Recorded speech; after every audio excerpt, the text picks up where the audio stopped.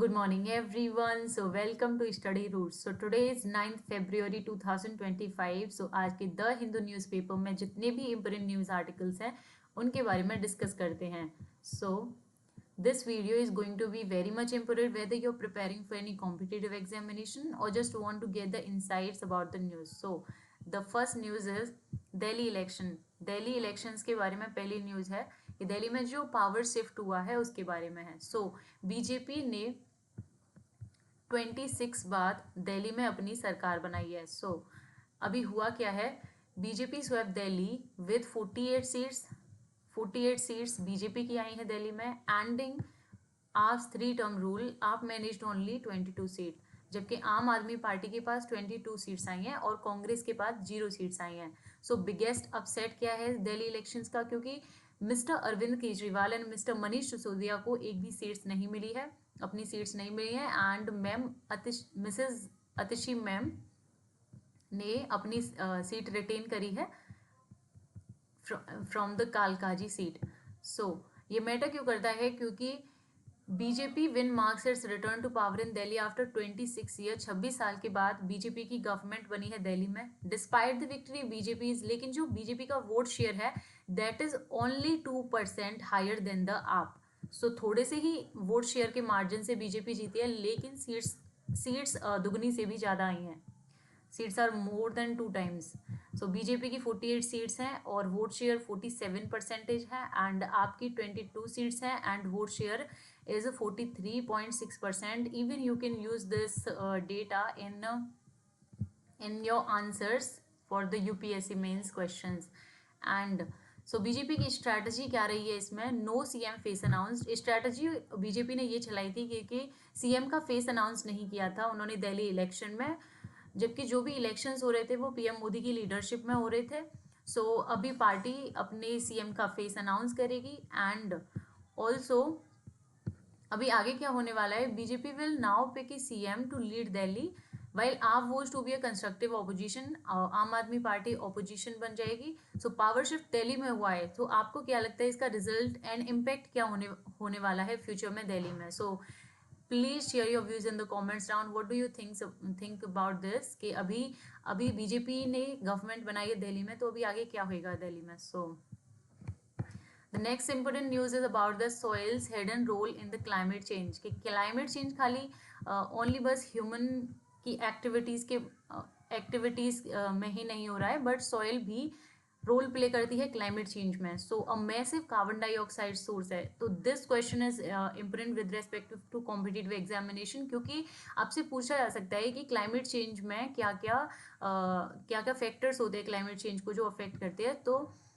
soil is also one of the factor, so this can be the option. So this is important with respect to that. So a massive carbon dioxide source है soil climate change का. so soil carbon dioxide का source है. तो soil microbes release, क्योंकि soil के जो microbes होते हैं वो 5 times more carbon dioxide release करते हैं than human activities. Human activities से 5 गुना ज़्यादा कार्बन डाइऑक्साइड रिलीज करते हैं जो सॉइल के माइक्रोब्स होते हैं through breakdown of organic carbon को ब्रेक डाउन करके. सो ये वर्ड्स क्यों होता जा रहा है क्लाइमेट चेंज, क्योंकि global warming is disrupting rainfall pattern, क्योंकि ग्लोबल वार्मिंग की वजह से रेनफॉल पैटर्न है वो डिसरप्ट होता जा रहा है, causing frequent drying and rewetting cycles in the soil. और frequent drying and rewetting cycles soil के चल रहे हैं, सॉइल भी डिसरप्ट होती जा रही है उसकी वजह से. So this boost microbial activities, जिससे कि माइक्रोबियल एक्टिविटीज को बूस्ट मिलता है सॉइल में, जो कि releasing even more carbon dioxide, जो और भी ज़्यादा कार्बन डाइऑक्साइड रिलीज करता है. सो बाई हाउ मच, ऐसा क्यों. सो soil carbon dioxide emission increases. Soil का जो कार्बन डाइऑक्साइड इमिशन है वो रेनफॉल पैटर्न में जो डिस्ट्रप्शन आया है उसकी वजह से 1.3 to 3.7 टाइम्स हो गया है. So it's a huge change कि 1.3 से 3.7 टाइम्स हो गया है carbon dioxide release from the soil. So under these cycles compare to the stable moisture condition. So अभी इसका कंसर्न क्या बनता है, क्योंकि climate change is not just about fossil fuels. Climate change fossil fuels के बारे में ही नहीं है. Soil are also becoming major overlooked contributor to rising carbon dioxide levels. So आपसे ये भी पूछा जा सकता है कि it is soil is a major or minor source of the carbon dioxide emissions. So the soil is a major source of carbon dioxide releases. So soil management be a bigger part of climate change. The question arises कि जो soil management हम करेंगे उससे climate change का solution हो पाएगा. So what do you think about this news? So share your perspective in the comments down. What do you think and how it can be a solution? So the next news is about the antibiotic resistance. So why it's growing crisis? अभी ये growing crisis क्यों बना हुआ है? Antibiotic resistance and how bacteria over smarts us.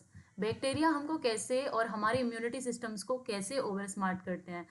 तो the crisis over use of antibiotic has led to a surge in the drug resistance.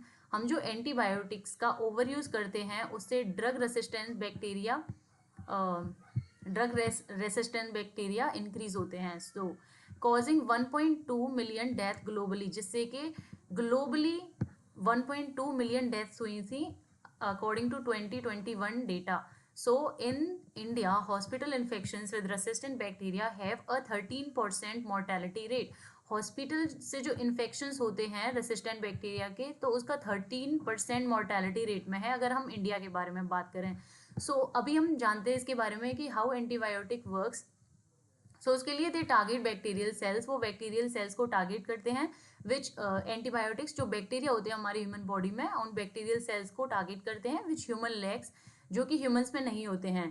Penicillin for instance weakens the bacterial wall. और penicillin नाम का bacteria bacterial walls को weaken करता है, causing the bacteria to burst and die, जिसकी वजह से bacteria burst होता है और खत्म हो जाता है. So bacteria's clever defence, bacteria अपना क्लेवर डिफेंस शो करता है उसके against. So they evolve enzymes, bacteria भी अपने एंजाइम्स इवॉल्व करते हैं like penicillinase to break down antibiotics को ब्रेक डाउन कर देते हैं बैक्टीरिया एंड उनके स्ट्रक्चर्स को मॉडिफाई करते हैं और अटैक होने से वो खत्म कर देते हैं. सो न्यू रिसर्च, अभी नई रिसर्च हुई है अबाउट दिस.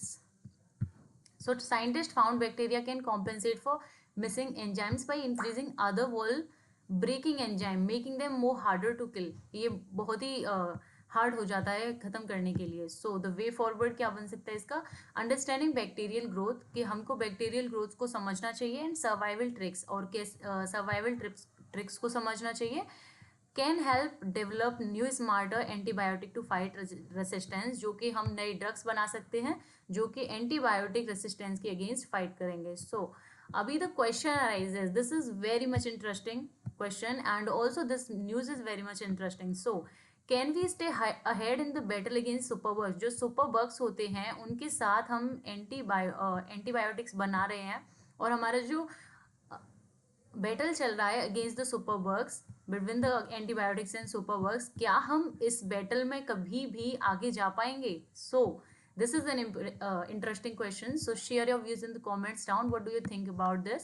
क्या ऐसा कभी हो पाएगा कि हम सुपरबग्स के अगेंस्ट आगे जा पाएंगे? So the next news is Trump targets India's Chabahar port deal. So this is very much important news कि ट्रंप ने टारगेट किया है अभी जो इंडिया की चाबार पोर्ट डील है ईरान के साथ, क्योंकि ट्रंप है, मिस्टर ट्रंप है जो कि ईरान पे सैंक्शंस लगाए जा रहे हैं. सो अभी जो ईरान के साथ इंडिया की चाबार पोर्ट की डील है उसको भी मिस्टर ट्रंप ने टारगेट किया है. सो अभी स्टेक पे क्या रखा है हमारा? सो व्हाट हैपेंड, अभी ये जानते हैं कि हुआ क्या है. So the US president Donald Trump issued a new sanction memo targeting Iran and Chabahar port. अभी नए sanctions memo president Donald Trump ने इशू किए हैं जो कि ईरान एंड चाबार पोर्ट को टारगेट करते हैं. Just India signed 10-year investment deal for the port, और इंडिया ने साइन किए अभी 10-year इन्वेस्टमेंट डील पोर्ट पे. So this becomes important with respect to competitive examination, क्योंकि अभी चाबार पोर्ट न्यूज़ में है. सो आपका काम बनता है कि आपको और डिटेल में जानने की ट्राई करनी चाहिए about the Chabahar ports, what's going on, and I will tell you this, and Chabahar port की लोकेशंस वगैरह you need to understand it.